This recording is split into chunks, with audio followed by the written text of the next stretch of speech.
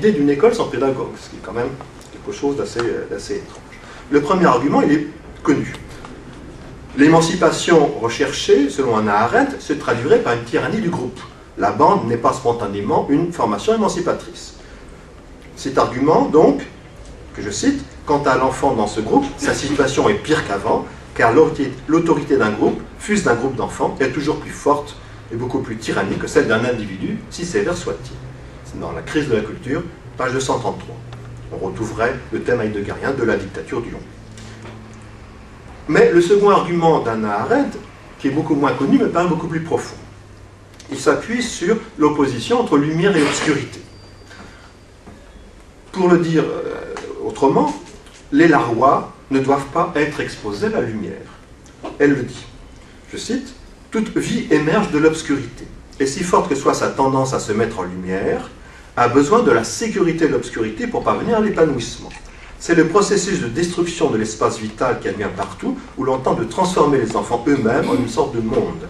Dans ces groupes homogènes, une vie publique d'un certain genre apparaît, et, indépendamment du fait qu'il ne s'agit pas d'une vraie vie publique, et que toute cette tentative est une espèce de fraude, le fait désastreux reste que des enfants, des êtres humains en devenir, et non encore accomplis, sont ainsi obligés de s'exposer à la lumière de l'existence publique. » Crise de la culture, page 239-204. Alors, selon Hannah Arendt, ici, la fragilité de la communauté des enfants vient de son exposition à la lumière, qui correspond alors à la revendication d'une toute présence, d'une parousie de l'enfance. L'exhibition contemporaine d'une enfance marchande participe assurément de cette machinerie. Comme le disait Jean-Paul, auprès de qui Hannah Arendt a puisé bien des thèmes dans ses études de jeunesse du romantisme, la loge de ceux qui nous succèdent doit rester invisible. Cette semi-obscurité, comme semi-présence, ne peut donc se jouer que sur le schème de la spectralité. La spectralité est l'autre possibilité de la bifurcation du supplément éducatif. C'est, il me semble, ce que René Scherrer découvre dans la lecture qu'il fait de Schiller, poésie naïve et poésie sentimentale. L'enfance nous émeut parce qu'elle renvoie à notre propre... Alors je cite... je cite contextuellement. L'enfance nous émeut parce qu'elle renvoie à notre propre indéterminabilité rendue infinie, à notre inachèvement structurel dans sa pure innocence. L'émotion, ici, tient à la fois à la nostalgie de ce que nous avons perdu, en devenant adultes, et à la douleur pressentie de ce qui va être flétri. L'innocence comme promesse d'une métamorphose absolument neuve. Alors, je voudrais conclure par le thème du nomadisme pédagogique. La bifurcation vers un supplément qui maintienne l'inachèvement comme structure fondamentale de la présence humaine ne peut s'effectuer que dans la direction de la communauté des enfants. Ne peut s'effectuer dans la direction de la communauté des enfants. C'est une autre communauté qu'il faut découvrir, comme le fait Jean-Paul et que Derrida également reconceptualisera. La communauté spectrale, la communauté des revenants. Nous ne sommes pas achevables parce que nous sommes hantés et qu'à notre tour nous hantons ceux qui nous suivent, les nouveaux venus. Les néoi ne peuvent ainsi être soutenus dans leur liberté, leur majorité au sens de René Scherrer, que par la présence bienveillante des fantômes que nous sommes. Cette présence se manifeste dans la structuration d'un monde herméneutique d'œuvres, de livres et de pratiques, tel qu'une éducation orientée vers le déploiement de soi pourrait le penser. C'est dans ce sens que je conclurai, car il s'agit pour l'instant plus d'une intuition que je considère d'un travail, en interprétant les utopies nomades comme le manifeste d'une pédagogie de la spectralité éducative. Cette spectralité vient par la figure de l'étranger. René Scherrer parle d'un concept événement à propos de l'ouverture herméneutique réalisée par Montaigne, sur l'autre, dans son infinité irréductible. René Scherrer écrit, c'est dans les utopies nomades, « S'ouvre alors une autre lecture de l'histoire. Elle ne sera pas orientée par l'institutionnalisation des coutumes archaïques, par l'obsession de la gestion et du contrôle, mais par le reste, irréductible, ce qui, de l'hospitalité, persiste et travaille de l'intérieur, la société comme une force corrosive. » C'est dans Zeus, Zeus Hospitali, page 21. La prise en compte de l'aporie pédagogique résultant de cette position spectrale est la suivante. Scherrer va réintroduire la spectralité par la figure de l'étranger. Le concept événement de Montaigne est l'ouverture herméneutique. Je cite, l'hospitalité, l'accueil de perspectives multiples sur l'univers. Cette fois, c'est bien dans les utopies nomades. Ce sont les stoïciens, rappelle René Scherrer, qui forgent le premier concept d'une utopie nomade, le cosmopolitisme. Ce sont eux aussi, depuis Zénon, qui introduisent la dimension spectrale dans l'éducation comme alternative à la transcendance des arrière-mondes. Devient de la couleur des morts. L'éducation spectrale, c'est la formule par laquelle Diogène Laërce présente l'entrée en philosophie vous savez, de Zénon. L'éducation spectrale suppose l'hospitalité des étrangers bienveillants qui nous transmettent des éléments de leur savoir sans chercher à nous réduire à ce qu'ils sont. René Scherrer révoque les pédagogues de la conversion, mais je pense qu'il appartient lui aussi au nombre des éducateurs au nomadisme lorsqu'il écrit que, je cite, « L'utopie nomade révèle ce que nous aspirons à être. Elle ouvre au contraire l'éventail enrichi de tous les sens possibles et impossibles. »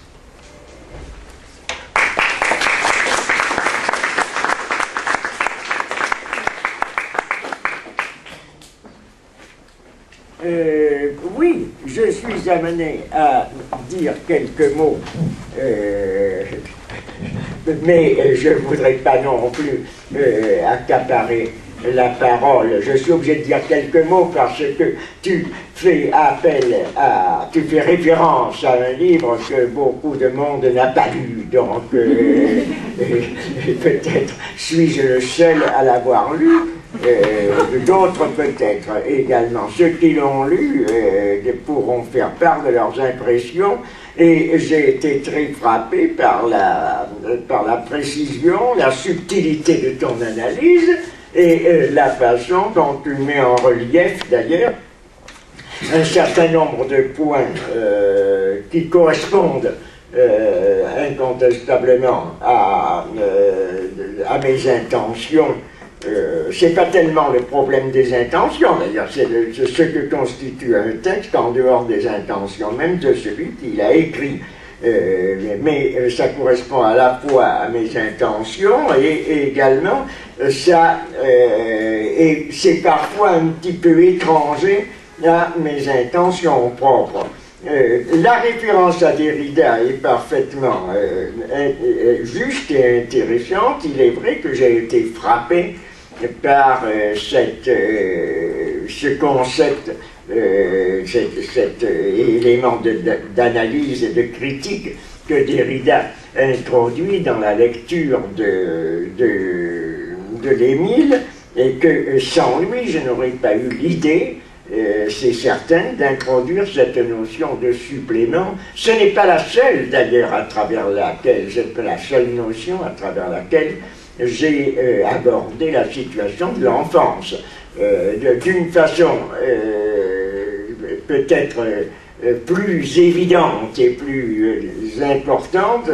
Il y a d'abord c'est peut-être le fil directeur, ce que j'ai appelé le panoptique, dans lequel le dispositif panoptique dans lequel se trouve l'enfant, ce dispositif panoptique qui correspond justement à ce que tu as appelé visibilité et qui peut s'appeler également processus de pédagogisation intégrale simultanément, d'ailleurs par des voies qui n'étaient pas en relation de cause à effet ni l'un ni l'autre.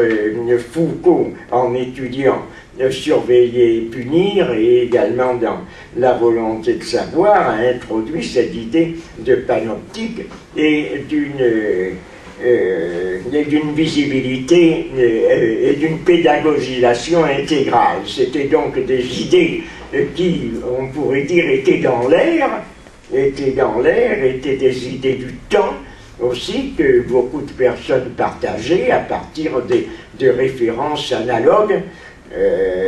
Donc il y a des rencontres là-dedans. Mais si l'on veut voir les éléments directeurs d'Émile Perverti, il y a peut-être cette visibilité sur laquelle est soumis l'enfant est quelque chose de prédominant dans mon analyse, et qui fait que cela commande aussi les autres aspects, parmi lesquels il y a donc cette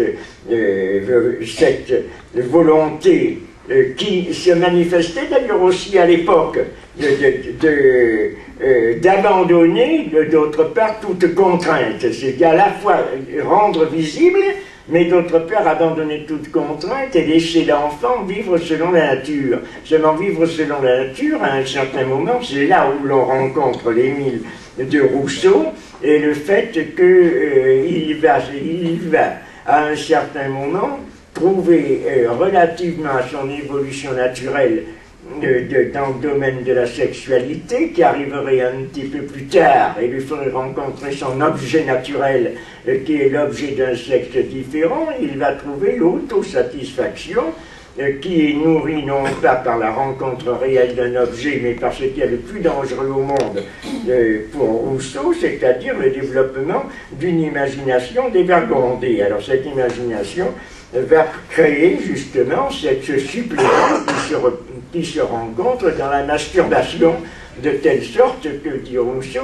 à ce moment-là, dès qu'il découvre ce supplément, il est perdu. Il est perdu, dramatisation excessive sans doute, mais très fréquente chez Rousseau. Il y a une sorte de dramatisation à la fois de sa propre vie et à la fois dans ce qu'il présente. Il y a une sorte de rupture, et il vaudrait mieux qu'il fasse n'importe quoi plutôt que de se livrer à ce qui va le détourner de la voie naturelle. Alors je n'ai pas cherché, pour résumer, je n'ai pas cherché peut-être, et je te remercie d'avoir essayé de suivre les fils d'une logique qui sans doute est peut-être à certains moments en défaut là-dedans. Relativement à Derrida ou relativement à d'autres fils que je suis, et y compris celui de Fourier. Je n'ai pas cherché une systématisation absolue ou à construire un système. J'ai pris certaines références de telle façon que j'en arrive à encenser Fourier et à passer du côté de Fourier à un certain moment, à l'agréger en quelque sorte à mon propre développement, alors que paradoxalement, il va à l'encontre, puisque chez Fourier, il y a une société qui est précisément fondée sur la publicité, mais il écrit également pourquoi cacherait-on ses penchants, c'est chez Fourier, pourquoi cacherait-on ses penchants une fois qu'on sera libre de les déclarer. Donc il y a publicité, mais c'est le contraire d'une publicité de l'enfance. Lorsque chez l'enfant il y a publicité, c'est parce que le fait que ces actes soient rendus publics va permettre de les redresser, de les corriger, tandis que chez Fourier c'est quelque chose qui va être transformé par la simple disposition de ces actes à l'intérieur d'autres formes, d'autres agencements collectifs qui sont ceux justement de l'éducation harmonienne, qui n'est pas, qui là aussi pourrait se rencontrer avec la critique que l'on peut faire de la contrainte très forte que crée le socius, c'est-à-dire l'enfance elle-même sur l'enfant, et qui, à certains moments, est plus violente, plus forte, plus rigoureuse, plus intransigeante que la contrainte des adultes. Mais le problème aussi n'est pas là. Le problème essentiel va être de montrer que Fourier choisit comme base de la connaissance de l'enfant, non pas le rapport duel entre l'enfant et son accompagnateur, c'est-à-dire le précepteur idéal, fictif, d'ailleurs dans une grande mesure, mais choisit son milieu vrai, naturel, ce milieu naturel qui est l'exercice de ses passions, et qui est celui du collectif, qui est celui des bandes. Il n'y a pas non plus de communauté enfantine au sens propre du terme. La communauté chez Fourier n'est jamais purement enfantine, elle est toujours introduite à l'intérieur de la communauté dans son ensemble.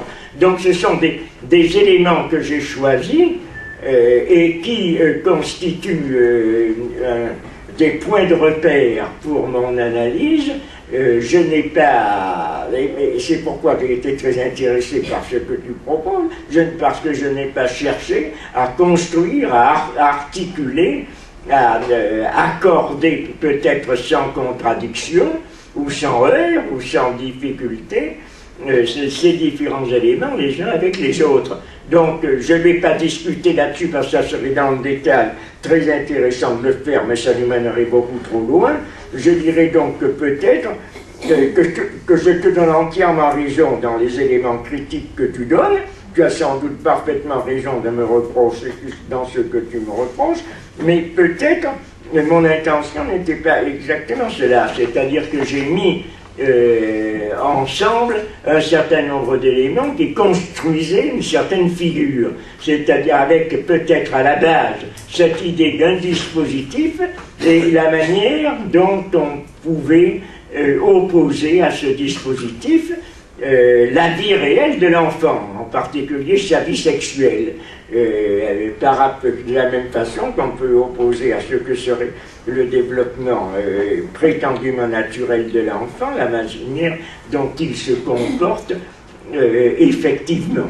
Peut-être n'ai-je pas mis, bien que je le fais à un certain moment, n'ai-je pas mis suffisamment en relief cet élément que tu introduis là à travers Hannah Arendt, qui est très intéressant, celui de l'ombre et de la lumière, et qui pourrait s'appeler en d'autres termes la part du secret dans la vie de l'enfant. Si j'avais là aussi réécrit Émile Perverti, j'aurais peut-être insisté là-dessus. Il me semble que lorsque j'ai fait ensuite, non pas dans Coliré, qui a été fait avec Guillaume Kelgem, mais ensuite lorsque j'ai fait Enfantine, dont on parlait ce matin, en reprenant le titre de Valérie Larbaud, j'ai sinon fait une analyse réelle, une analyse en forme de cette notion de secret, mais tout au moins indiquer la part de secret, c'est-à-dire de non-visibilité qui était importante dans la vie de l'enfant et dans la façon dont on pouvait concevoir une éducation qui soit une éducation libre et non pas une éducation qui serait simplement une adaptation à la vie sociale. Donc, je termine là, c'était pour te montrer l'assentiment, l'accord que j'ai par rapport à ce que tu dis. Donc, il faudrait discuter d'ailleurs en détail, mais on ne peut pas le faire ici, ça serait trop fastidieux et ça serait peut-être beaucoup trop long. Mais à la fois je suis tout à fait d'accord et à la fois je dis ça correspond peut-être pas tout à fait à mon intention, qui n'était pas au fond d'être tout à fait en accord avec les éléments de ponctuation ou de conceptualisation que j'introduis, c'est-à-dire visibilité, panoptique, supplément, à quoi il faudrait ajouter aussi cette image petit a qui forme, empruntée à Lacan et qui forme l'enfant imaginaire dans l'ensemble des idées éducatives, que j'ai, si l'on veut utiliser cette expression, que je ne récuserai pas, que j'ai bricolé ensemble, que j'ai, par cette méthode anarchique dont parlait Bruno Cani, que j'ai rassemblé en un nouveau dispositif et en un nouvel agencement qui est centré justement à la fois sur l'hommage que je rends à travers Émile à l'œuvre de Rousseau, qui est une œuvre tout à fait considérable et que je considère comme une œuvre majeure, donc je suis loin de la refuser, mais en même temps, les failles par lesquelles une éducation comme celle de Rousseau, même si on la considère comme une éducation négative, comme le fait la Passade, ne peut être adoptée pleinement comme un modèle éducatif.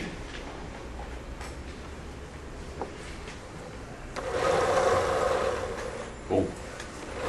Une question de salle? Donc il n'y avait pas de lecture des livres. Ben, c'est à croire, puisque personne n'interdit. Peut-être tyrannie que celle d'un individu, si sévère soit-il. C'est dans La crise de la culture, page 233. On retrouverait le thème heideggerien de la dictature du on. Mais le second argument d'Hannah Arendt, qui est beaucoup moins connu, me paraît beaucoup plus profond. Il s'appuie sur l'opposition entre lumière et obscurité. Pour le dire autrement, les Larois ne doivent pas être exposés à la lumière. De fraude, le fait désastreux reste que des enfants, des êtres humains en devenir et non encore accomplis, sont ainsi obligés de s'exposer à la lumière de l'existence publique. Crise de la culture, page 239-204. Alors, selon Hannah Arendt, ici, la fragilité de la communauté des enfants vient de son exposition à la lumière, qui correspond alors à la revendication d'une toute présence, d'une parousie de l'enfance. L'exhibition contemporaine d'une enfance marchande participe à l'idée d'une école sans pédagogue, ce qui est quand même quelque chose d'assez étrange. Le premier argument, il est connu. L'émancipation recherchée, selon Hannah Arendt, se traduirait par une tyrannie du groupe. La bande n'est pas spontanément une formation émancipatrice. Cet argument, donc, que je cite, « Quant à l'enfant dans ce groupe, sa situation est pire qu'avant, car l'autorité d'un groupe, fût-ce d'un groupe d'enfants, est toujours plus forte et beaucoup plus... » Elle le dit. Je cite, « Toute vie émerge de l'obscurité, et si forte que soit sa tendance à se mettre en lumière, a besoin de la sécurité de l'obscurité pour parvenir à l'épanouissement. C'est le processus de destruction de l'espace vital qui advient partout, où l'on tente de transformer les enfants eux-mêmes en une sorte de monde. Dans ces groupes homogènes, une vie publique d'un certain genre apparaît, et, indépendamment du fait qu'il ne s'agit pas d'une vraie vie publique, et que toute cette tentative est une espèce assurément de cette machinerie. » Comme le disait Jean-Paul, auprès de qui Hannah Arendt a puisé bien des thèmes dans ses études de jeunesse du romantisme, la loge de ceux qui nous succèdent doit rester invisible. Cette semi-obscurité, comme semi-présence, ne peut donc se jouer que sur le schème de la spectralité. La spectralité est l'autre possibilité de la bifurcation du supplément éducatif. C'est, il me semble, ce que René Scherrer découvre dans la